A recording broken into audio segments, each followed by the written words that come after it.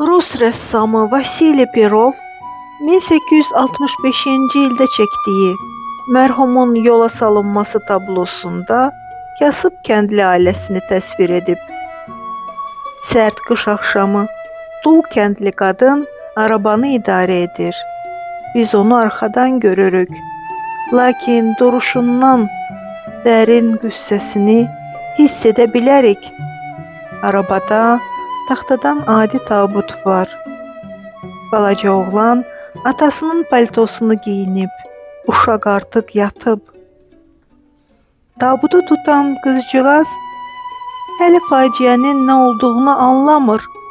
Yorğun at güclə arabanı arxasınca çəkir. Burada vəfalı köpəyi də görə bilərik. Evə çörək gətirən atanı itirdikdən sonra bu ailəyə çox çətin olacaq.